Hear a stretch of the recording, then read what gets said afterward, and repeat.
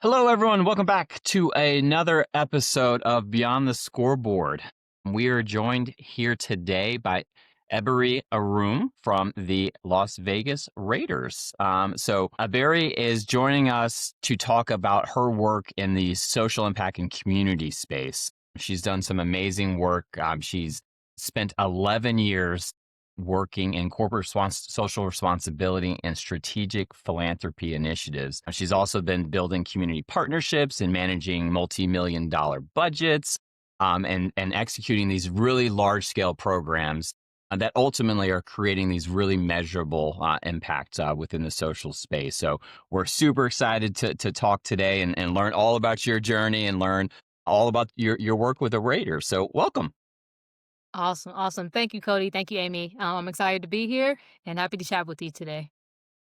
Well, let's dive in. How did you get here? What was, Question. you know, Start at the what? start. Yeah, what got you excited about community relations? I mean, you've been doing this for over a decade now, and you actually moved over with the Raiders from Oakland to Vegas. So, but what got you started? What was the passion there? Yeah, I'll take probably even a further step back to my collegiate time at UC Berkeley, and I was working for an organization called the Summer Bridge Program. There's a lot of schools and universities within the UC system or outside the UC system that have a Summer Bridge program.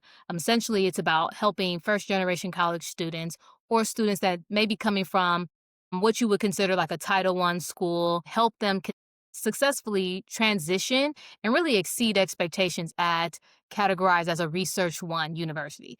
I am a product of the Summer Bridge program. It was really hard. I'm not even gonna lie.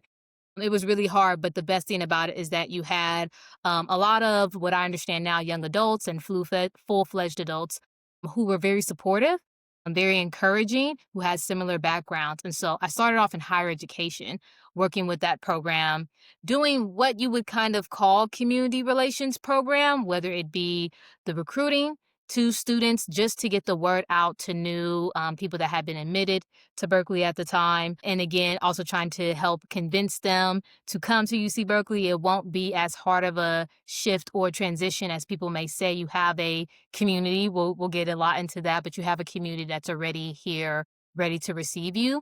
And then also being consistent with providing programming opportunities throughout the week to help these students and student athletes be able to successfully transition. Of course, there's the tutoring sessions that are happening, but just getting acclimated to the university system as a whole. So that's really where initially I had started off in, you could say, community programming type of space.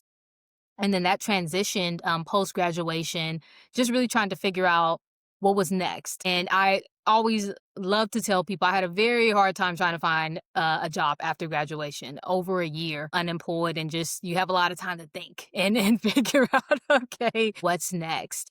And honestly, I give a huge shout out to my sister who kind of helped me realize, well, hey, what internships or things like that did you do during college that we can probably position to help propel you forward? And I was just working. I was just working the Summer Bridge program, which I loved and had incredible growth with and met a lot of fantastic people there. And so we looked into, all right, well, you may need to do an internship to get some quote unquote real world experience. That yes, you were a program coordinator at this established program that's been running very well and sufficiently, but to maybe the person in the corporate setting behind a desk, they just see it as a college student job where I think we all consider on campus and off campus that it was much more than that and a lot of work going into that. And so she knows that I love sports. I grew up playing basketball. We have a little basketball hoop in a small section of our backyard. I was playing until I stopped growing. So after that, it was out after I stopped growing. That love and that passion for sports there. And so she sent me an internship for the NFL. They have what is now 6 months to a year junior rotational program. And you get to work with the NFL and move from department to department over the course of an NFL season to really get your feet wet and learn about all the different pieces of the engine that truly help the NFL run. Well, she sent me that application. And for the junior rotational program, it was closed. The application was closed. And then I think a little just naive for myself, I saw that there was an internship open with NFL Films, which we all know is historic in terms of broadcast and production and storytelling masters, really. And I said, okay, well, this looks like the same thing. So I'm just going to apply.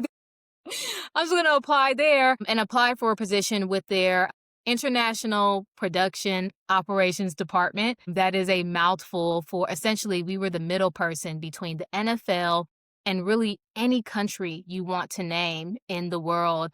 You see a lot of it now with the international series. So is it Brazil? Is it the UK? Is it Germany? Is it Mexico? Really around the world, helping Canada, helping them to show the game live while it's happening. So there's a lot of information and data and numbers buried in the back of my brain somewhere. But I was fortunate enough to be a part of a really great team there and work with them at NFL Films. But then I had a great conversation with one of the mentors that I met at NFL Films who was working with the 49ers at the time. And he knew I was a Bay Area kid. And while I enjoyed my time and had an excellent time living in Philadelphia and just commuting over to Mount Laurel, I did want to transition back home. And this is where I try to encourage people to, I know it may be scary, but truly tell folks what you're interested in and what you actually want to do. And I spoke to him about this love that I had when I was working in higher education and working on that community programming and in essence. And, he talked to me about community relations and did I understand what that role is? And it was something still growing and budding within the NFL. Now, coined as a corporate social responsibility. But he opened up my mind to consider that as an option and something I really started studying and looking into what other clubs were doing. And so eventually, after the internship ended, and I did have an opportunity to stay at NFL Films and look at what a life and a career would look like there. And I'm extremely grateful to the people and the team that I worked with there. But I took a chance with the Raiders with their community relations department and an opportunity to really start as an assistant there, grassroots, just learning who's who and what's what. Have been very fortunate and blessed to matriculate through that program to now being the senior director of the department. That's so awesome. And honestly, it's one of those stories that I think we hear quite a bit, which is like you get in where you fit in and then you Mhm. make the most of it, Mhm. right? Like it's hilarious to hear like it sounds like the same gig, so I'm going to apply for it. Then Yeah. you end up getting. But there's so many opportunities like that. But I think it's always like it's what you make of it too, right? And I think one of the things that we tell either the students we're working with or the kids that are actually interning with us is network, right? Like network your butt off. Yeah. More than any industry I've ever been a part of, the sports industry is, I don't know, it's always like there's always one eye open toward like what the next thing's going to be because that's just the Mhm. nature of the business. It's constantly growing, so there's always going to be like more opportunities to do something, and it's the relationships you make. And it sounds like you met some great mentors at NFL Films that kind of got you started on that next thing. Yeah, yeah, absolutely. That was a hard lesson, really, that I learned that networking piece where when I was in college, I was just about my studies and about working to that seemed like the natural cadence. But what I learned is that that networking piece, it was super important. And in particular, sometimes networking and who you know will get you in the door. But what I truly believe it's what you know and what you're able to show and prove is what helps sustain you and keep you in that room. So I try to really live by that and encourage that as well too, and try to pay it forward to people who may not have those connections as I completely did not going into that experience. So growing up a Bay Area kid, were you a Yeah. Niners fan or were you a Raiders fan? I'm born and raised in Oakland, California, so it's always going to be Raiders. It's no Okay. hate to any of the Niners fans. Again, have a lot of friends who support them. Work really really well with the Niners community relations team. I love everybody over there, but as a hometown kid, it's always going to be a Oakland Raiders thing. I understand we're the Las Vegas Raiders now, but there used to be a huge billboard right across the like I'm looking because I it's almost like I'm standing in front of my house and I'm looking at a billboard that's across the street at the bus stop and it was of Namdi Asamoah and it was him in his Raiders uniform I'm talking about the United Way and giving back. And so I think it kind of ingrained Raiders in me from an early childhood age. Looking down at you like, "I see you, I see Correct. you." Well, let's talk about that the culture of the Raiders, right? Whether, Hmm. Hmm. it's Oakland or LA or Vegas, like there's a culture for the Raiders. How has that manifested within the work you're doing with community engagement? How does that look different at the Raiders than it might at the Niners or somewhere else? Yeah, yeah, absolutely. And for us, really in just this new age of being the Las Vegas Raiders, there's really three key things that we try to hone in on in terms of our engagement. One, that's being socially aware. You just need to know what's going on, not only on a national level as it impacts the local level, but just what's happening more locally, even more grassroots as well. So just staying aware what's happening. And for us, that looks different. For some of my coworkers, that's social media. For some of us, that's podcasts. For some of us, that's just watching the daily news and just trying to stay ingrained in what's going on. And then it's also being consistently visible in the community and present in the community, but also available. We understand that to approach an NFL team can seem like a huge task, and maybe there's an iron curtain, so to speak, of how to get in touch, how to gain access.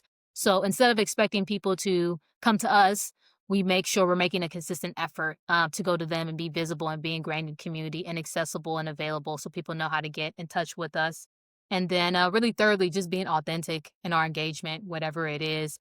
I'll say true to Raider form. We're not the Raiders at its core, no matter what city they're in, we have our tenants. We know who we are, set by our predecessor, our founder, Al Davis, and in continuation with our current team owner, Mark Davis, and our leader at the president level, Sandra Douglas Morgan, John Spytek, with all the things, general manager, Pete Carroll. We all have the tenets of what a Raider is. And so the city doesn't necessarily determine that. It's just staying true to our form and just being authentic and not necessarily trying to be a chameleon and adapt to what's hot and what's trendy. Yeah, and that makes well, it makes sense just because there is such a culture around the Raiders itself. The point you're making about, like, being aware of what's going on in the space, I feel Hmm. like the Raiders, in a lot of ways, from a sports culture perspective, are also setting that agenda, right? Are, like, Yeah. setting what that is. I think back just historically, like, drafting the first black quarterback, right? Hmm. Like, Hmm. that's just setting trends before anybody else and getting out ahead of that. Or there was a game that I was doing some research earlier this week, and there was a game in which the Raiders pulled out. This is during segregation because the black players couldn't stay in the same hotels as the white players, and it was just like, we're not playing here then, right? Like, Hmm. and it's Uh-huh. those types of things where I feel like the Raiders have always been a little bit ahead of the curve on where the rest of the league has been. And it sounds like that culture, started with Al Davis, right? And it kind of keeps on living through, obviously, Mark Davis, but through the rest of how management is structured. Yeah, even up until this past weekend. So this past weekend, we were very fortunate to be a part of, I'll say, a much larger conglomerate that helped to bring the first inaugural Las Vegas HBCU Classic to the city, celebrating historically Black colleges and universities. We had Grambling State taking on Jackson State University head to head on the field. But it wasn't just about what was actually a very impressive, very highly competitive game on the field, literally to the last minute, in which Grambling State won with a field goal. It was, again, all the other pieces of the rich history, the rich culture surrounding the game, the bands, the majorettes. Again, these are fine educational institutions of higher learning. Just bringing the camaraderie of you seeing all the alumni just flooding into town. And then, most importantly, really being able to showcase Las Vegas as a premier destination and growing city as another sports entertainment capital. So we were very excited, and again, that goes back to, I'll quote a bit, our team president, Sandra Douglas Morgan, when she approached, the current team owner, Mark Davis, about the opportunity. He said, I hate to miss a few words, but I think it was, "Absolutely get it done." Something to that effect, "Absolutely Yeah. get it done," when she, spoke to him about the opportunity in which we could be involved in. And again, that goes back to the history of the organization where it's always been that. Absolutely get it done. There's no question about it. And so we've been super happy to not only be a part of an organization who are trailblazers in that essence, but being able to currently continue that tradition moving forward. So when y'all were making this move to Vegas, did you feel like, and correct me if I'm wrong, I'm going to make some assumptions here, You're good. You're good. that in a lot of ways that like your team is kind of like the tip of the spear for that kind of transition, being a community relations team. So maybe that's a question in of itself. Would that be a true statement? Yes, yes, absolutely. Even my start at the Raiders in 2015 was my first season. Relocation was already the talk. So I jumped in to that environment. So it wasn't something that was far fetched to me that, hey, the team could be transitioning to a new market for the betterment of the franchise, of the organization, of the players, and how can we best support the community that have been with us for decades, but also introduce ourselves to the new community who's standing there ready, welcome with open arms, very eager to be engaged. And so that was something that in 2017, our first staff member moved and transitioned to Las Vegas just to really be boots on the ground. You think that you would send like the sales and the promotion and the marketing people first. Those folks did go, but the community relations staff, it was also very intentional that they were a part of the first people to really land boots on the ground in Las Vegas and get a lay of the land of who's who and what's what in our new hometown. So as that transition happened for you, did kind of point we're making about like culture, like the Raiders have a culture as a franchise. Did you feel like it was, as you're having these conversations, as you're getting to know your new, your new town, were folks buying in already to kind of Raider culture, or was there a sense we're building something new? Because it's such an interesting dynamic for any professional franchise. Like this isn't an expansion team, right? Where it's brand new something.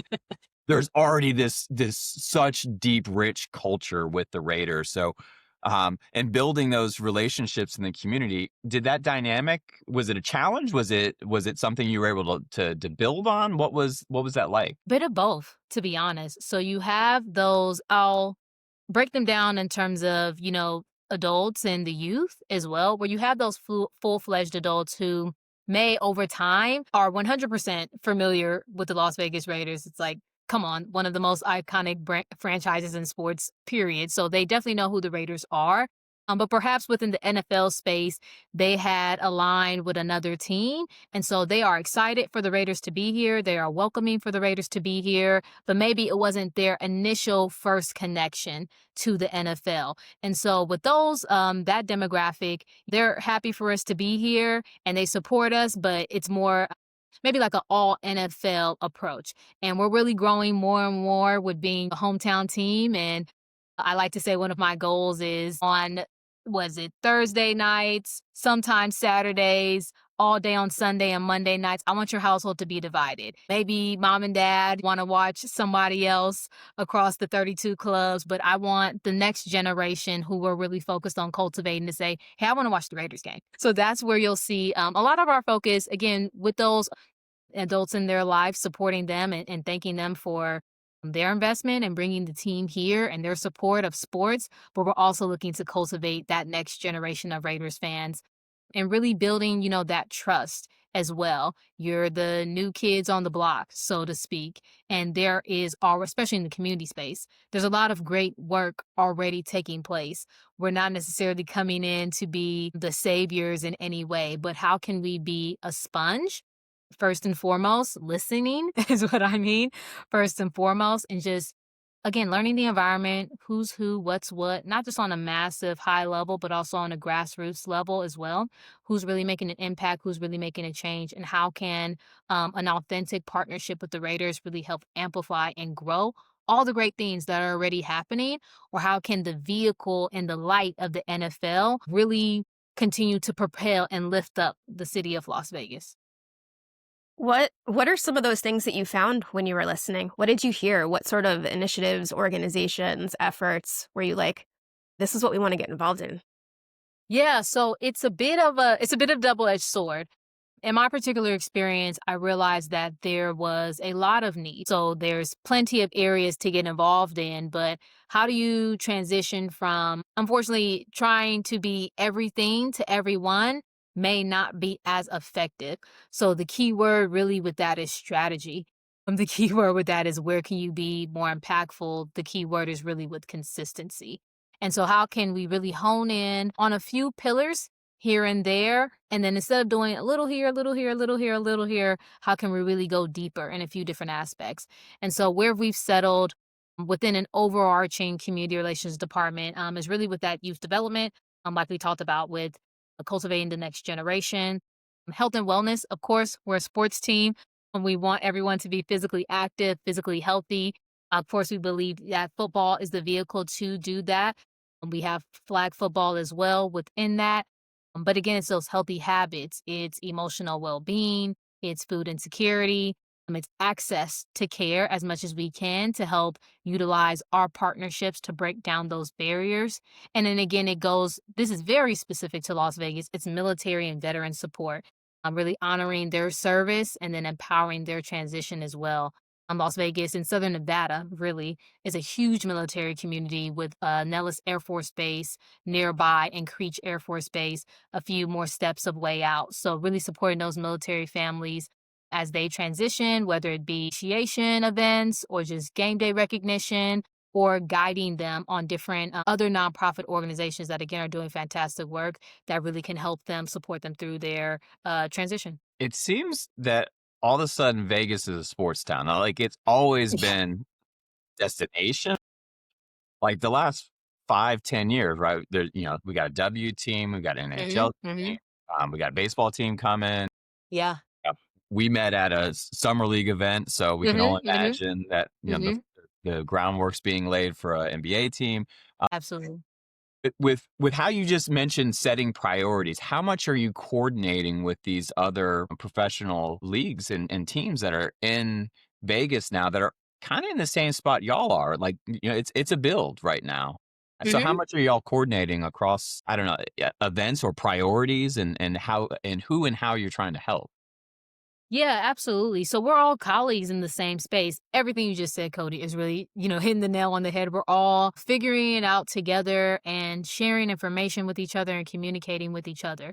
So whether that be the most natural connection is going to be with our 2025 World Champion Las Vegas Aces.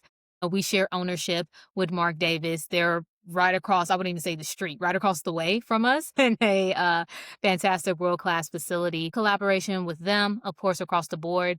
One of the biggest initial projects that I worked on in transitioning to Vegas was helping to get youth, boys and girls, to Las Vegas Aces games. It's really about exposure to different options, not just what you can do on the field and on the court, but also what you can do in the front office, what you can do from a coaching standpoint. There's a variety of roles within sports business. And so we worked to get, I believe, well over 1,100 youth over the course of a summer to Las Vegas Aces games during their summer break. So that was a really, really great initial collaboration that we did in transitioning.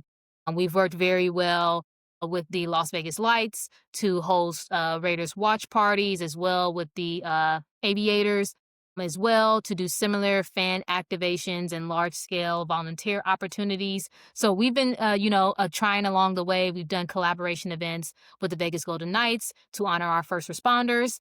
So we've been trying across the way to build a bridge with our fellow Las Vegas teams. And of course, with the A's coming soon, hopefully once they get settled in and learn, and, we'll be able to do some things there too. Are you already having those conversations with them? Are they asking y'all like, hey, what do we need to be doing right now? Of course, of course, of course. And we're, we're always happy here to help. It's just getting a lay of the land as you're Yeah. transitioning into a new space. So, most definitely happy to help. And similar to myself, I had colleagues at other teams who were relocating at the time that the Raiders were that I reached out to and were very happy to help. And so, yeah, I look forward to just paying it forward. Cool. All right, we got a couple more questions. We'll get you out of here. Absolutely, I'll cut. Doing this for more than a decade now, what has been the most rewarding part of this job that you found yourself at Cal doing community work? then back over to NFL films, and then you found yourself with the Raiders' hometown, right? Like, what's been the most rewarding part of this for you?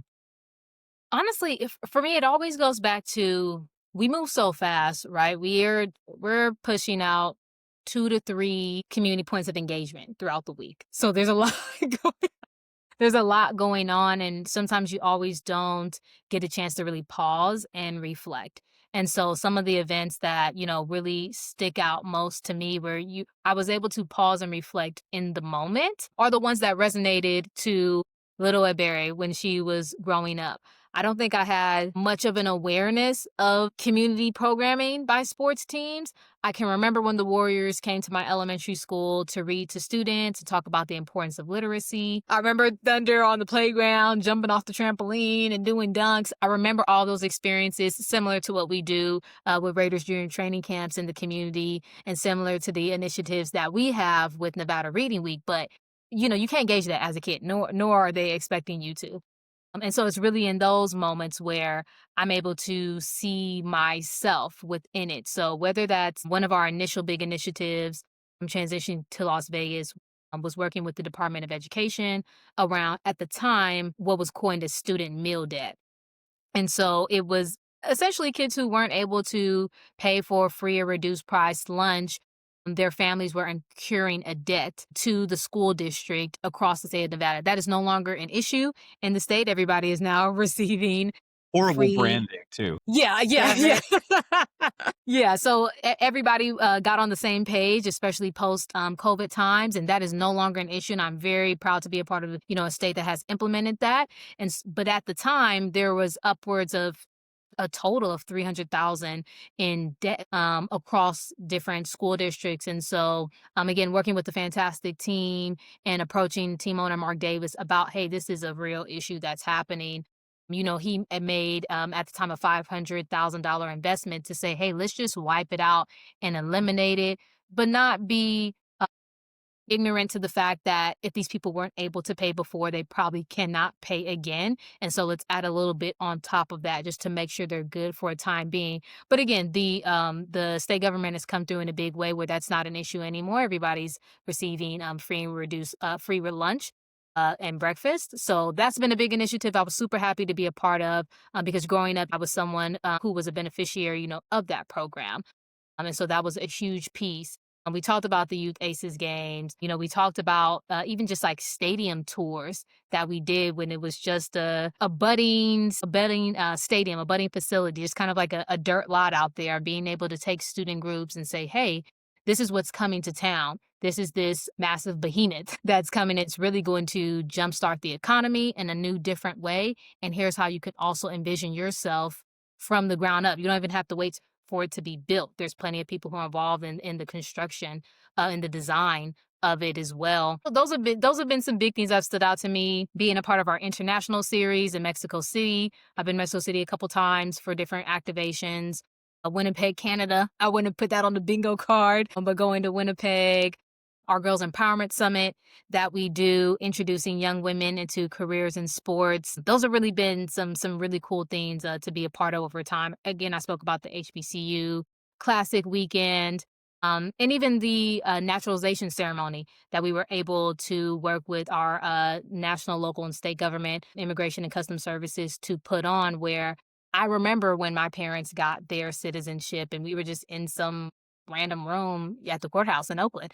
And we're bringing in over 200 new citizens and their families as well into Allegiant Stadium, and they're getting to have this monumentous moment together. Like that, those are the things that really resonate with me throughout the work that we do. That's awesome. So much to be proud of, right? And Yeah. Yeah. only 10 years doing this. Yeah, I know. Right? What do the next 10 years look like? What do you see as sports continue to grow? The monetarily, their position in society, everything about sports right now is like on this very large upward trend. Mhm. And of course, that has implications for society, for communities. What do you see, the next 10 years looking like in your role? What are the challenges that you think we're going to be facing? What are the opportunities for teams and leagues to get involved? Where is this headed? Yeah, absolutely. And I think you're going to have unfortunately, a lot more people just looking for that support. And then again, just that ground level support when it's fooding, clothing, shelter, even those essentials, and continuing to collaborate with really amazing nonprofit organizations. Again, like we said, at a large scale level, middle tier, and as well as a grassroots level, being able to collaborate with them because they're truly infused into the community as we want to be as well. So we merge with them just to understand, okay, what are the current needs and how can the Raiders come and support? So it's really not even trying to, I wouldn't say reinvent the wheel too much and really get back to like those basic needs in society, and making sure that our support is consistent and that we're here to support. I would also say as well too, just like trends and moving forward, you're going to see a lot in the environmental and sustainability space. The earth is our home. We're going to have to do our best to sustain it for as long as we possibly can. And so, especially with the Legion Stadium, sometimes people may look at it, it is most definitely the opposite of a huge energy suck in the middle of the desert. There's a lot of different efforts that are going into making sure that from the turf pellets, the grass, food waste, water waste, just even the cups that you're using for beverages, across the board that there are sustainable efforts being intentionally made. So I think you're going to see a lot in that emergence just in the community social responsibility space as a whole. But then just here locally, I think we're really just going to have to get back to what matters most, and it's really those essentials of making sure the community continues to feel supported by their local sports teams. It sounds like a lot more listening, right? And Yeah. continue to do what y'all have been doing, which is listening to the community and understanding what their needs are and coordinating that. Yeah, I even just kind of at a day-to-day level, we received the request. Are our TSA workers at Harry Reid International Airport who maybe in a little bit of time, hopefully not, but maybe unfortunately impacted for the foreseeable future. And there was a galvanizing amongst the community of, hey, let's just purchase a whole bunch of household items, food, clothing, even items for pets, for Mhm. babies, just to help those workers who are most definitely committed and have stayed within their roles without wavering. What's ways that we can help support them and know that, the sports industry is here to most definitely not take, most definitely give, give, give. and use the platform. And I think Hmm. that's what we're seeing is such the big opportunity is that as sports continues to get elevated within society, it's created this platform where advocacy and change can happen much Mm. easier when that support is there, when that amplification is there from, folks like you working, for the Raiders. Like it's amazing to see. I think did we get to everything? We got to a lot. I was like, you guys tell me. I I was like, think I so. think we did. I think so. Well, Barry, anything else you wanted to say? Anything we didn't cover? Just appreciative of the opportunity to for you, Cody, and you, Amy, as well, just to talk a little bit about my background and story and all the great things I've been able to do, whether that be in higher education or be in the sports space. And just thank you for the opportunity to connect with you all today. Absolutely. Yeah, we Ebere appreciate you. Arum, Senior Director of Community Relations at the Las Vegas Raiders. Thank you for joining us. There you go. Thank you all. I appreciate you.